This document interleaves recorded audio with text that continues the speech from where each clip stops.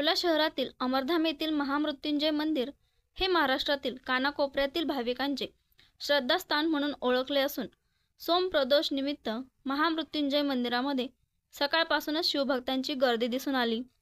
सायंकाळच्या सुमारास महादेवाच्या पिंडीला व मूर्तीला दुग्धाभिषेक करत पंचपक्वान्नांचा महानैवेद्य दाखवण्यात आला। सायंकाळी महाआरती झाल्यानंतर आलेल्या शिवभक्तांना रुद्राक्ष व बेलपत्राचे वाटप यावेळी करण्यात आले। हजारोंच्या संख्येने शिवभक्तांनी महाप्रसादाचा लाभ घेतला। यावेळी डॉक्टर सुरेश कांबळे व परिवाराच्या वतीने महाप्रसादाचे आयोजन करण्यात आले होते।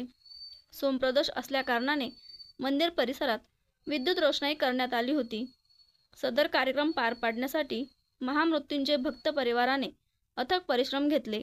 या ठिकाणी आज सोमप्रदोष असल्याकारणाने येवल्यातील अमरधाम मध्ये महामृत्युंजय मंदिरामध्ये आज एकदम विधिवत पूजा करण्यात आली।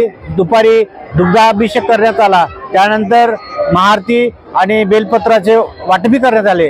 या ठिकाणी हजारोंच्या संख्येने सोमप्रदोष असल्यामुळे भाविक या ठिकाणी दर्शनासाठी रांगेत उभे आहेत आणि आताच या महामृत्युंजय मंदिराचा 34वा वर्धापन दिन साजरा केला गेला आणि अशी इतिहास आहे, आख्यायिका आहे किंवा येवल्यातले हे अमरधाम मधलं महाराष्ट्रातलं एकमेव असा जागृत देवस्थान म्हणा किंवा भोलेबाबाचं मंदिर आणि या ठिकाणी सर्व येवलेकर मिळून हा या ठिकाणी उत्सव साजरा करतात, सोमप्रदोष साजरा करतात आणि भोलेबाबाचे पूजा अर्चा विधिवत या ठिकाणी केली जाते।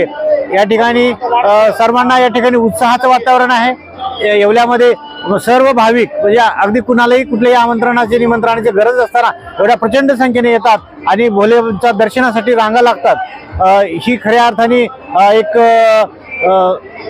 आपल्या येवल्याची एक शान आहे आणि एवढ्या प्रचंड संख्येने या ठिकाणी हा उत्सव साजरा होत आहे आणि मलाही या ठिकाणी सामील होता आलं, विधिवत पूजा करता आली, त्याला मला त्या निमित्ताने मलाही मनस्वी आनंद या ठिकाणी होत आहे।